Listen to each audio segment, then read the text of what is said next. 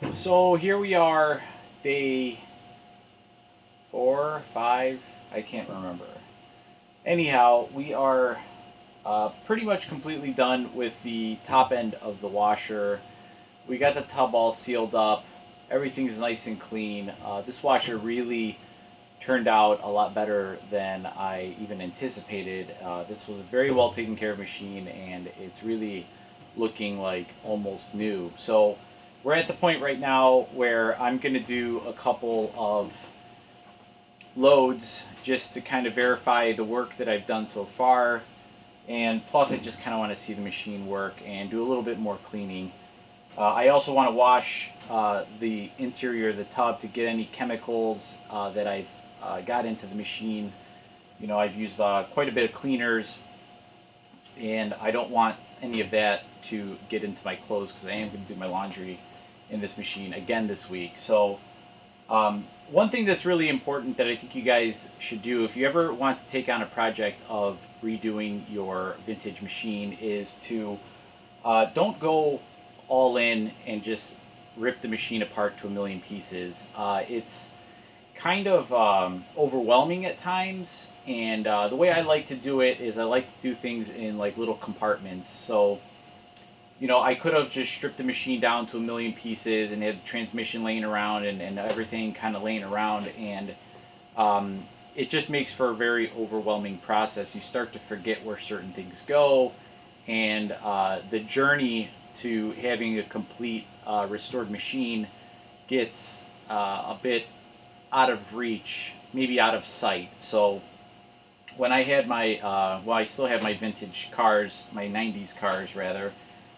Whenever I'm doing a repair to it, I like to do things certain sections at a time. So, like when I do the, you know, the most recent thing I did to my car was the rear suspension rebuild, and it makes sense to replace the front suspension while you're there, but you kind of open up too many cans of worms and you don't know where you're going to land, and it gets a bit overwhelming. So, I like to do the same approach with washing machines where I do some things at the top first and then work on the bottom, or vice versa.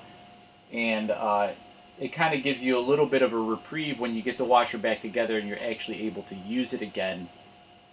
And it helps you kind of stay motivated to move forward, and it makes the project not so overwhelming. So anybody could do this, guys. This is not rocket science. I'll be perfectly honest with you. As far as these belt drive washers are concerned, I've probably worked on maybe 20 my entire life. These machines, when I got into this business 18 years ago, were kind of on their way out. I got into the appliance business around 2000, so the last new machine at that point was already 18, 20 years old. So I don't have a lot of experience with this. So what you guys are seeing here is basically just me figuring it out. I do have some, obviously my appliance repair skill does apply towards these older machines. I kind of know how they function and what to look for where, but as far as the nitty gritty and the details with this machine, you know, I probably know a little bit more than you guys, but some of you I might even know less. So, but the thing is just to take your time, do little small things here and there, and you know, be able to enjoy the machine while you're actually restoring it. You call it a rolling restoration, so to speak. So, anyways, so we're going to do an empty load first. I'm going to put a pretty heavy dose of soap in here, and I'm going to fill it up, and I'm going to let it sit for a minute. Then we're going to check in the back, make sure that there's no leaks anywhere, which I don't anticipate finding because this machine never leaked. And then we're going to just let it, excuse me, then we're going to let it finish the cycle, and I'm going to do my laundry because it is laundry day. So, but before we get started with that, like I said, I'm going to let it fill, and we're just going to kind of let it sit for a minute. I'm going to finish touching up this chip in the porcelain cabinet. In the previous video, I just gave you a quick snippet of me just putting some touch-up paint on it, and you're not just finished that quickly. So the trick is to put a few layers on, and you want to build up that paint. and you try and get a little bit over the surface of the porcelain, at which point I'll give it a little bit of a sand and I'll get it kind of smooth, and then I'll put one last little top coat over it, and that should get it to more or less go completely away. So again, fill, soak with soap, and then we'll do the touch up, and then we'll run it through the cycle. And maybe on the part 3 or part 4 video, we'll actually get to the bottom end and do some actual mechanic work. So let's get started. This washer is really beautiful now. It really turned out well. I couldn't be more pleased with it. So I'm going to throw a Persil pot in here, and we're just going to run this empty. I am going to let it agitate for a hot minute, and then we're going to let it sit. And we're going to do a hot fill. We're going to go to the max load, and we'll do like a 12-minute-ish wash. So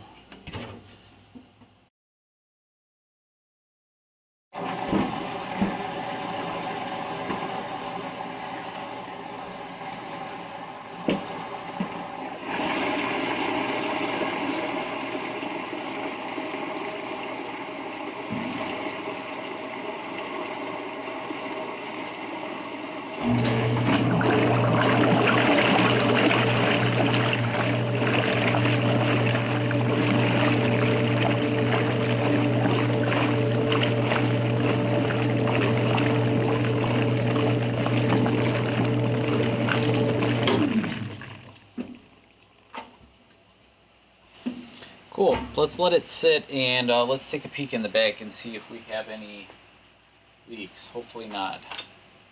All right, so here's the bottom, and the first place you want to look for leaks is the table, which is right here.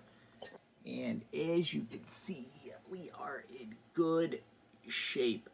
It is nice and dusty and dry. There's no leaks. Ugh, sorry guys, this is very difficult to do two-handed. But nothing from the center seal. The air dome, where are you? There we go. No leaks. Everything's nice and dry. And the last spot was our drain port, which if I could get you a shot, which is right there. It is nice and dry also, which is awesome news. So okay, so here are our two scratches, and I'm sorry you guys can't see it.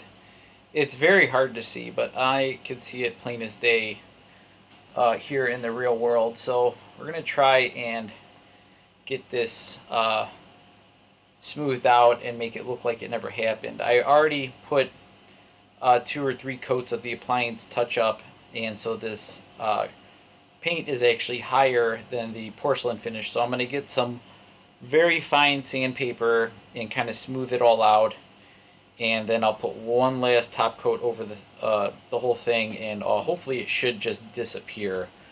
Famous last words. We'll see.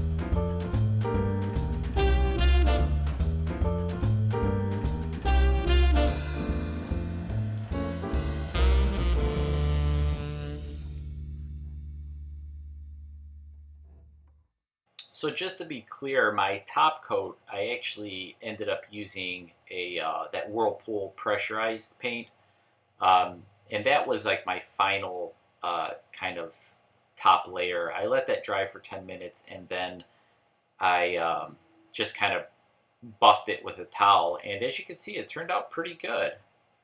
So at this point, I was pretty much done with my cosmetic work. I decided to finish this empty load and just kind of let it flush out and wash all of the chemicals and debris that might have been left over in the tub.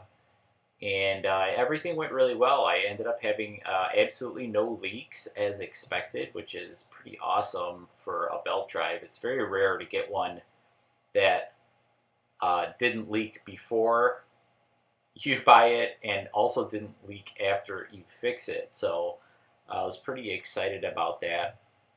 I ended up doing a little bit manual rinsing on this washer just because that one soap pod was kind of a little bit too sudsy. Evidently, there was nothing really for the soap to attach to. So, but I was pretty happy with it. Everything went really well, and I decided to start doing some actual laundry with the machine. So I did my work pants, my shirts, and also my whites. So I'm not going to post the full videos of that just because I already posted those same videos in the same washer last week. So I don't want to be too redundant. But this was just kind of a way of kind of renewing my energy with this machine. It gets kind of overwhelming sometimes when you take apart a washer and it is, down for such a long time. So I was really excited to do some more laundry. I'm kind of more motivated now to work on it again. So,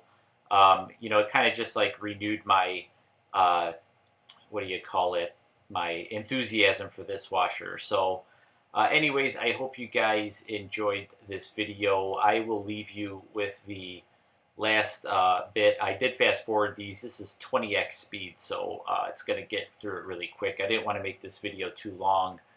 It ended up being longer than I even thought. So anyhow, enjoy the video, guys. If you haven't liked or subscribed, please do so. I really appreciate it. I will be working on the bottom end of this washer this week. I'll try and get those videos up by the end of the week. So meanwhile, enjoy.